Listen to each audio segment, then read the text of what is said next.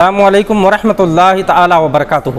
محترم ناظرین، سب سے پہلے آپ اس ویڈیو کو ملاحظہ فرمائیں اور ان کے اندر خباثت کیا بھری ہوئی ہے ان چیزوں کو آپ بغور سنیں۔ نبی آپ نے بھی مرنا ہے کہ بے شک محمد مر چکے،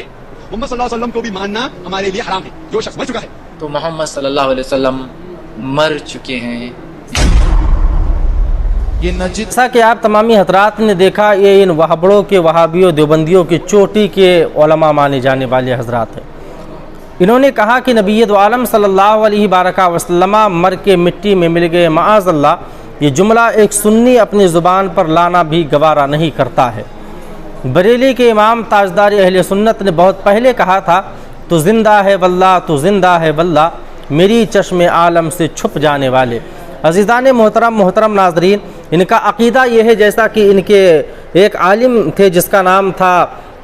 اسماعیل دہلوی، انہوں نے تقویۃ الایمان کے اندر لکھا کہ نبی دو عالم صلی اللہ علیہ وآلہ وسلم مر کے مٹی میں مل گئے، معاذ اللہ۔ امام اہل سنت نے ان کی پرزور تردید فرمائی ہے، اور جیسا کہ مشکات المصابیح کی حدیث مبارکہ ہے کہ میرے آقا علیہ الصلوۃ والسلام ارشاد فرماتے ہیں، ان اللہ حرم علی الارض ان تأکل اجساد الانبیاء فنبی اللہ حی یرزق، یعنی اللہ تبارک و تعالیٰ کے رسول نے ارشاد فرمایا کہ رب تبارک و تعالیٰ نے زمین پر حرام کر دیا ہے کہ وہ انبیاء کے جسموں کو کھائے۔ جب میرے آقا علیہ الصلوۃ والسلام نے ارشاد فرما دیا کہ انبیاء کے جسموں کا کھانا زمین پر اللہ نے حرام فرما دیا ہے، تو آج یہ پیدا ہوئے یہ کہتے کہ نبی علیہ الصلوۃ والسلام تو مر کے مٹی میں مل گئے۔ اشعۃ اللمعات کے اندر جلد اول پر اسی حدیث کی شرح میں شیخ عبدالحق محدث دہلوی علیہ الرحمہ فرماتے ہیں، آپ فرماتے ہیں کہ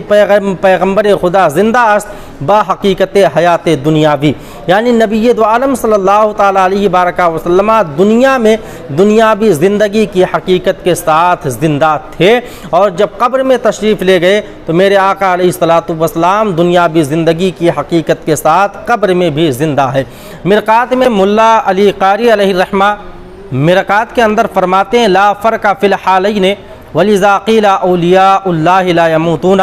ولکن ینتقلون من دار الی دار، یعنی آپ فرماتے ہیں کہ انبیاء کرام کی بعد وصال اور قبل وصال کی زندگی میں کوئی فرق نہیں ہے، جو ہے بعد وصال اور قبر کے اندر بھی زندہ ہے۔ اور اسی لیے کہا جاتا ہے کہ جو اللہ تبارک و تعالیٰ کے ولی ہوتے ہیں وہ مرتے نہیں ہیں، بلکہ ایک دار سے یعنی ایک گھر سے دوسرے گھر کی جانب منتقل ہو جاتے ہیں۔ ملا علی قاری علیہ الرحمہ کی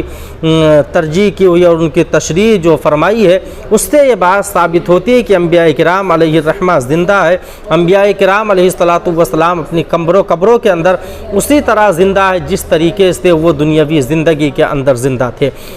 حضرت شیخ عبدالحق محدث دہلوی علیہ الرحمہ اسی اشعۃ اللمعات میں فرماتے ہیں کہ الانبیاء حی، یعنی انبیاء کرام ہے وہ دنیاوی زندگی کی حقیقت کے ساتھ میں اپنی قبروں میں زندہ ہے۔ حضرت شہاب الدین علیہ الرحمہ فرماتے ہیں کہ انبیاء کرام اپنی قبروں میں زندہ ہے، جو ان کی زندگی کو نہ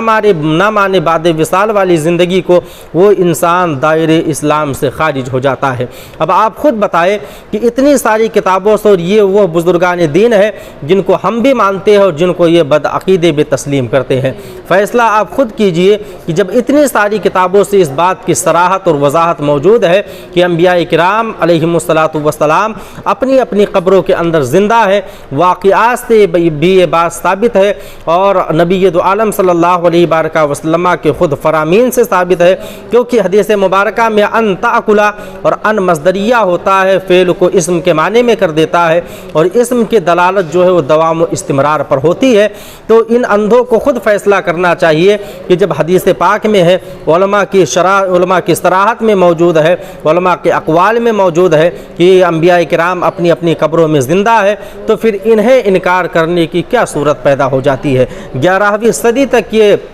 بات اور یہ مسئلہ ایک دم متحقق تھا اہل سنت و جماعت کے نزدیک کہ انبیاء کرام علیہم السلام اپنی قبروں میں زندہ ہے۔ یہ 1924 کے بعد میں جو پیدا ہوئے، انہوں نے ایک نیا عقیدہ بنا کر کے لوگوں کے سامنے پیش کیا کہ انبیاء کرام زندہ نہیں ہے، بلکہ جب تک وہ دنیا میں تھے زندہ تھے، اور جب وہ اب انتقال کر گئے تو معاذ اللہ وہ مر کے مٹی میں مل گئے ہیں، جبکہ علماء کے اقوال سے، حدیث مبارکہ سے اس بات کی صراحت موجود ہے۔ ہے، تو فیصلہ آپ کریں، آپ ان کے ساتھ میں ہے یا اہل سنت و جماعت کے ساتھ میں ہے۔ ہمارا عقیدہ تو یہی ہے جو بریلی کے امام نے دیا تھا، تو زندہ ہے واللہ، تو زندہ ہے واللہ، میرے چشم عالم سے چھپ جانے والے۔ اور حضور تاج الشریعہ نے جو پیغام دیا ہے کہ مسلک اعلیٰ حضرت پہ قائم رہو، زندگی دی گئی ہے اسی کے لیے، تو اسی مسلک میں نجات ہے، اسی مسلک پہ چل کے آپ کو کامیابی کا راستہ ملے گا۔ اپنے ایمان کو آپ بچائیں اور اپنے آنے والی نسلوں کے ایمان کو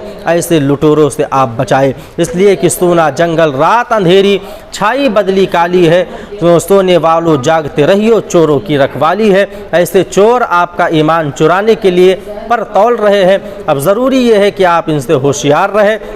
اپنی نسلوں کو ہوشیار کریں اور اپنے گھر والوں کو بھی ان سے ہوشیار رہنے کی ترغیب ضرور دیں۔